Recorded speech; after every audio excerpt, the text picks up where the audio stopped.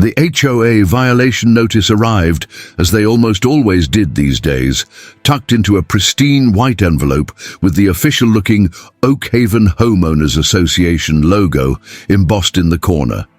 Mark, the homeowner, barely glanced at it as he retrieved it from his mailbox, a weary sigh escaping his lips. He already knew what it was about. Karen. He ripped open the envelope, his eyes scanning the familiar block of text, searching for the latest infraction, the latest assault on his sanity, the latest example of Karen's increasingly bizarre and tyrannical reign as president of the Oakhaven HOA. This time it was his grass. Not the height of his grass, which had been a previous battle, fought and won with the aid of a ruler and a meticulously documented photo album. No, this time it was the color of his grass. The violation notice stated, in Karen's characteristically condescending tone, that his lawn was excessively verdant and in violation of Oakhaven HOA aesthetic. Guideline 3.2b, Uniform Lawn Color Palette. The approved color, according to Karen's newly invented rule, was a muted golden-tinged hue, reminiscent of late summer straw. In other words, his grass was too green. Mark stared at the notice, a mixture of disbelief, amusement, and simmering rage churning in his gut. He looked out at his lawn, a perfectly manicured expanse of healthy, vibrant green, the result of weeks of careful watering, fertilizing, and mowing. It was, objectively speaking, a beautiful lawn. A lawn that any homeowner would be proud of. Except apparently in Oakhaven, where Karen's twisted vision of suburban perfection reigned supreme. He crumpled the notice in his fist, the paper crinkling in protest. This was beyond ridiculous. This was insane. This was Karen. He remembered the incident last Christmas, when she'd forced the Johnsons, a sweet elderly couple, to take down their elaborate Christmas light display, claiming it was too garish, and disrupted the neighborhood's harmonious aesthetic. He remembered the time she'd fined Mrs. Rodriguez for having a bird feeder that was not in keeping with the approved architectural style. He remembered the countless other instances of petty tyranny, of arbitrary rules, of Karen using the HOA as her personal weapon to harass and control her neighbors. It wasn't just about enforcing the rules. It was about power. It was about Karen, imposing her will on everyone else, about creating a world that conformed to her narrow, twisted vision of perfection. It was about control, pure and simple. Mark tossed the crumpled notice into the trash can. He wasn't going to comply. He wasn't going to let his lawn die. He wasn't going to let Karen win. He'd fought her before on the grass height issue, and he'd won. He'd fight her again. He'd fight her on every ridiculous, arbitrary, power-hungry rule she tried to impose. He knew it wouldn't be easy. Karen was relentless, a master of manipulation and intimidation. But he was tired of being bullied. He was tired of living in fear. He was tired of seeing his neighbors cower under her tyrannical rule. He looked out at his lawn again, the vibrant green a symbol of defiance, a declaration of independence. He smiled, a slow, determined smile. The grass was too green, was it? Well, he'd just have to make it greener. He'd make it the greenest, most excessively verdant lawn in Oakhaven. He'd make it a beacon of rebellion, a testament to his refusal to be controlled. The battle lines were drawn, the grass was the battleground, and Mark was ready for war. He went inside, grabbed his phone, and made a call. "Hey, Bob, it's Mark. Yeah, about that extra-strength fertilizer we talked about."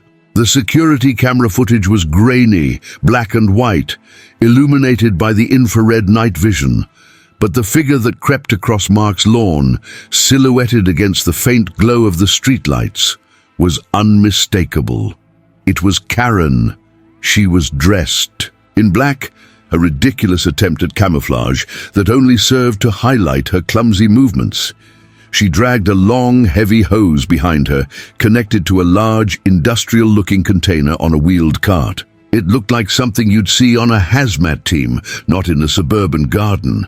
Mark watched, his jaw clenched, his hands balled into fists, as Karen systematically sprayed a clear liquid across his lawn. The nozzle hissed, a malevolent sound in the stillness of the night. She moved with a methodical, almost ritualistic precision, ensuring that every inch of his excessively verdant grass was saturated with the unknown substance.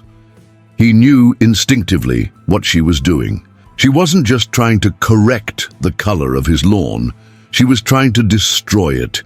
She was trying to punish him, to make an example of him, to show everyone in Oakhaven what happened when you dared to defy Karen, the self-proclaimed queen of the HOA. When she was finished, she stood back for a moment, surveying her handiwork with a smug, self-satisfied expression. Then she gathered up her hose and her container and scurried away into the darkness, like a cockroach fleeing the light. Mark saved the video, his mind racing. He'd expected Karen to retaliate, but this was beyond anything he'd imagined. This was criminal. This was malicious. This was war. He went outside, the first rays of dawn painting the sky in hues of pink and orange. The smell hit him first, a sharp, acrid chemical odor that stung his nostrils. Then he saw the damage. His lawn, once a vibrant, healthy green, was now a patchwork of brown, withered patches, the grass shriveled and dying. The chemical, whatever it was, had done its work with brutal efficiency. But then he noticed something else. Something that brought a slow, satisfied smile to his face. Across the street, Karen's lawn. The lawn she had so meticulously maintained, the lawn that had been the envy of the neighborhood, or at least the object of Karen's obsessive pride, was also showing signs of damage. Large, irregular patches of brown were spreading across its once perfect surface, marring its pristine uniformity. The reason was simple. Oakhaven, in a misguided attempt to promote community harmony and, more likely, to save money, had installed a shared irrigation system, a network of underground pipes that connected all the lawns in the neighborhood. The system was notoriously unreliable, prone to leaks and malfunctions, and as Karen was about to discover, it was also a double-edged sword. Mark heard it before he saw it, a high-pitched shriek, a primal scream of rage and frustration emanating from Karen's house. He walked to the edge of his property, a mischievous grin spreading across his face. Karen was standing on her front porch, surveying the devastation of her once perfect lawn, her face contorted in a mask of fury. She looked like a cartoon villain, her carefully coiffed hair disheveled, her pastel-colored tracksuit stained with mud and chemicals. What happened?" she wailed, her voice cracking with disbelief. "My lawn! My beautiful lawn!" Mark strolled across the street, his hands casually tucked into his pockets. "Morning, Karen," he said, his voice dripping with feigned innocence. "Looks like you're having a bit of a lawn problem." Karen glared at him, her eyes narrowed in suspicion. "You," she hissed, "you did this. You sabotaged my lawn." Mark raised his eyebrows in mock surprise. "Me? Karen, I wouldn't dream of it. I'm just a law-abiding citizen, following the HOA guidelines. You know, the ones about the muted, golden-tinged hue. Seems like your lawn is finally conforming to your own standards." He gestured towards the shared irrigation system control box located conveniently on his property. "You remember this, Karen? The harmonious, community-focused irrigation system you insisted on. The one that connects all our lawns? Seems like what's good for the goose is good for the gander, wouldn't you say?" Karen's face turned a shade of red that clashed horribly with her tracksuit. She opened her mouth to protest, to accuse, to threaten, but no words came out. She was speechless, defeated, her own weapon of control turned against her. The irony was exquisite, the justice poetic, and Mark, for the first time in a long time, felt a sense of genuine, unadulterated satisfaction. He'd won this round, not through aggression, but through Karen's own arrogance and the immutable laws of unintended consequences. The war, however, was far from over. Karen, predictably, didn't take her self-inflicted lawn disaster lying down. Blinded by rage and a desperate need to blame someone, anyone, but herself, she did what she always did when faced with a challenge. She called the authorities. She demanded an investigation, convinced that Mark had somehow sabotaged her lawn, that he was behind this vicious attack on her property.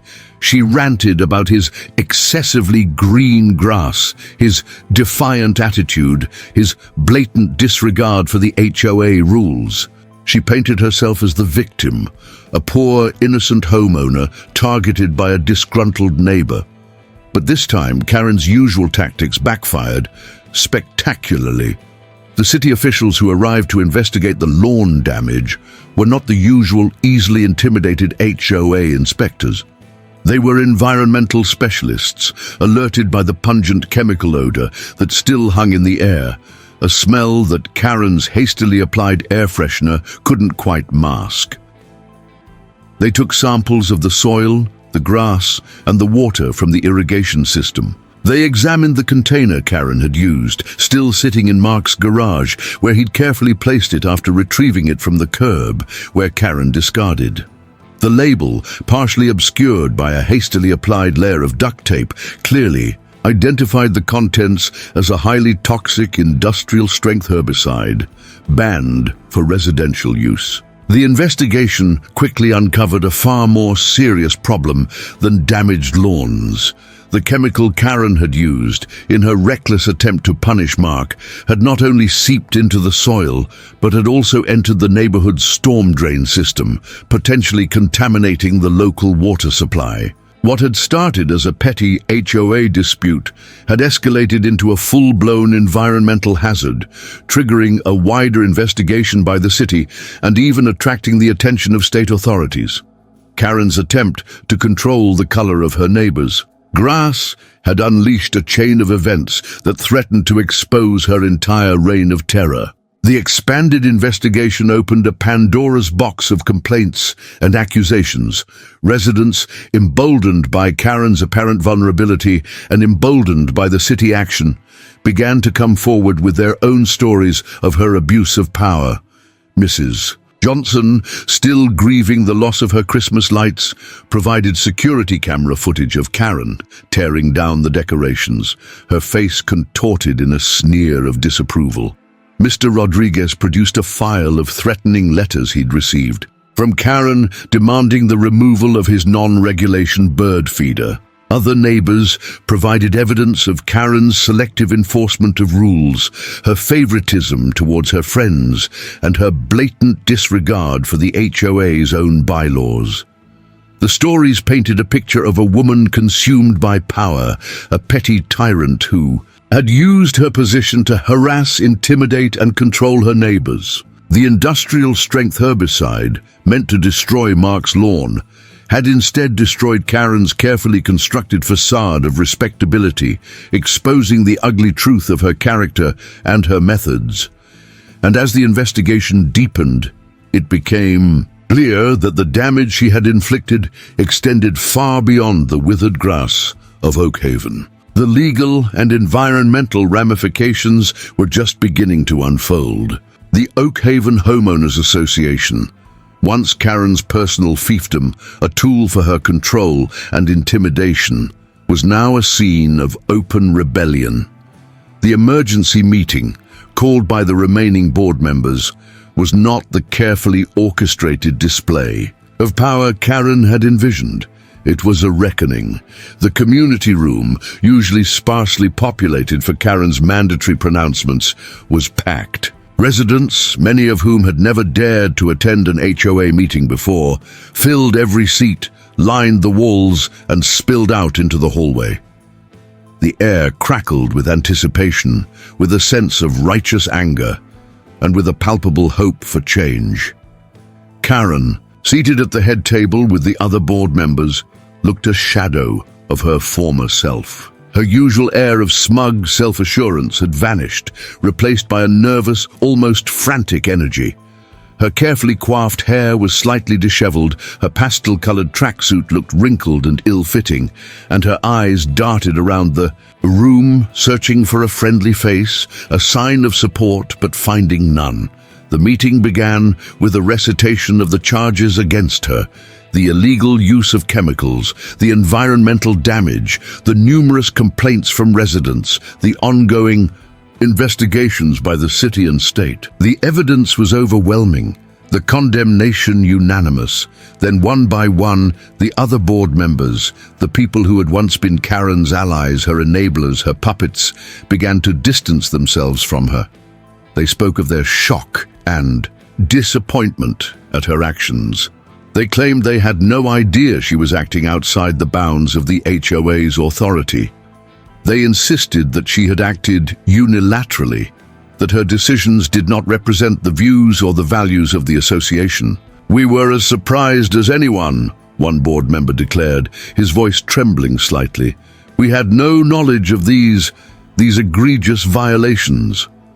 "Karen acted alone," another insisted. "Her actions do not reflect the values of this HOA. We are committed to transparency, to fairness, to serving the best interests of our community." It was a blatant, almost comical display of self-preservation. The rats were deserting the sinking ship, each one scrambling to save themselves from the wreckage of Karen's collapsing empire. Karen, her face now a mask of disbelief and betrayal, tried to interrupt, to defend herself, to plead her case, but her voice was drowned out by the rising tide of anger and condemnation. She was alone, isolated, abandoned by the very people who had once enabled her reign of terror. Finally, the inevitable happened. A motion was made to remove Karen from her position as president of the HOA. The vote was swift and unanimous. Karen, the self-proclaimed Queen of Oakhaven, was dethroned. She sat there stunned, her power stripped away, her authority evaporated, her carefully constructed world shattered. She was no longer the president of the HOA. She was just another resident, subject to the same rules and regulations she had so ruthlessly enforced on others. The irony was bitter, the justice swift, the fall from grace complete. The meeting adjourned, leaving Karen alone at the table, a solitary figure amidst the empty chairs, a stark symbol of the consequences of unchecked power and the ultimate triumph of community will. Karen's downfall didn't end with her removal from the HOA. The environmental investigation, triggered by the herbicide incident, uncovered a far more extensive pattern of illegal activity, a history of disregard for the law, and a blatant contempt for the well-being of her community. It turned out that Karen's harmonious, community-focused irrigation system modifications, the ones she had so proudly touted as a cost-saving measure, were anything but.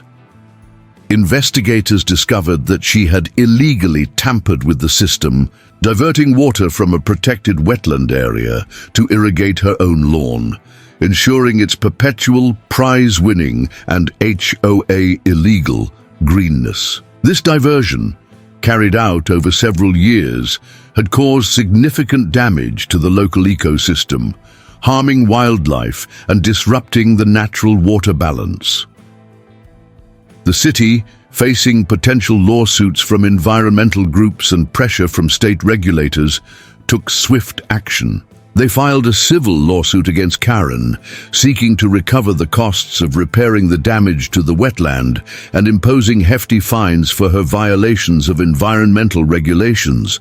The state also joined the legal battle, adding its own charges and penalties. The total amount Karen faced in fines and restitution was staggering, upwards of $250,000. It was a sum that would financially ruin her, a stark reminder of the consequences of her reckless disregard for the law and the environment. In a desperate attempt to deflect blame and mitigate the damage to her reputation and her bank account, Karen tried to shift the responsibility onto Mark. She claimed that he had goaded her into using the herbicide, that he had provoked her with his defiant attitude and his excessively green lawn. She even went so far as to suggest that he had somehow conspired with the city officials to frame her. Her accusations were met with derision and disbelief. The evidence against her was overwhelming, her credibility shattered, her attempts to portray herself as the victim pathetic and unconvincing. The final blow came during a community meeting organized by the newly reformed HOA to discuss the ongoing environmental cleanup efforts. Karen, in a last-ditch effort to salvage her reputation, attempted to address the crowd, to present her version of events, to somehow convince her neighbors that she was the innocent party. But as she stood at the microphone, her voice trembling, her carefully rehearsed excuses falling flat, the residents of Oak Haven turned against her. One by one, they stood up and spoke out, sharing their own stories of Karen's abuse of power, her petty tyranny, her relentless harassment. "Life in Oak Haven has been better without you, Karen," one resident declared, her voice filled with righteous anger. "We're finally free from your ridiculous rules and your constant threats," another added. "You cared more about the color of our grass than you did about the well-being of our community," a third resident stated, his voice shaking with emotion. Karen, faced with the unanimous condemnation of her neighbors, finally broke down. She fled the meeting, her head hung low, her reputation in tatters, her future uncertain. The community she had sought to control had rejected her completely and unequivocally. Her attempt to blame others had failed, her lies exposed, her power extinguished. The reign of Karen was over, and Oak Haven finally could begin to heal. The end for Karen came not with a bang, but with a whimper and the cold, hard click of handcuffs. Early the next morning, before the sun had fully risen, before the residents of Oak Haven had even begun their daily routines, 2 police cars pulled up in front of Karen's meticulously, though now brown-spotted, manicured lawn. The officers, not the ones who had responded to Karen's initial call about Mark's lawn, but detectives from the city's Environmental Crimes Unit, approached the front. The door, their faces grim and determined. They had a warrant for Karen's arrest, charging her with multiple counts of tampering with public utilities, violating environmental regulations, and causing significant ecological damage.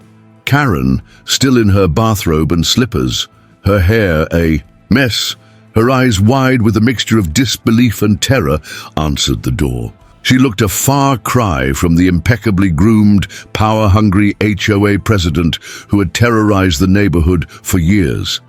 She looked, in that moment, like a frightened, cornered animal. The officers read her the charges, informed her of her rights, and then, with a practiced efficiency, placed her hands behind her back and secured them with handcuffs. The cold steel, a stark contrast to the soft fabric of her bathrobe, was a tangible symbol of her fall from grace. As the officers led her out of the house, a scene unfolded that was both surreal and deeply satisfying. Word of Karen's arrest had spread through the neighborhood like wildfire, and residents, drawn by the flashing lights and the promise of long-awaited justice, had gathered on their lawns, on their porches, in the street. They didn't shout or jeer. They didn't throw things or make threats. They simply watched in silence as Karen, the woman who had ruled their lives with an iron fist, was led away in handcuffs. And then, as the police car began to pull away, a spontaneous burst of applause erupted. It wasn't a loud, raucous applause. It was a quiet, almost respectful applause, a mixture of relief, of vindication, of a shared sense of justice finally being served. It was the sound of a community breathing free, of a neighborhood reclaiming its peace, of a tyranny finally overthrown. But Karen's story didn't end there. The city, in an attempt to recoup some of the costs associated with the environmental damage and the legal proceedings, seized Karen's house, intending to sell it at auction. But when city inspectors entered the property, they found a scene of utter devastation.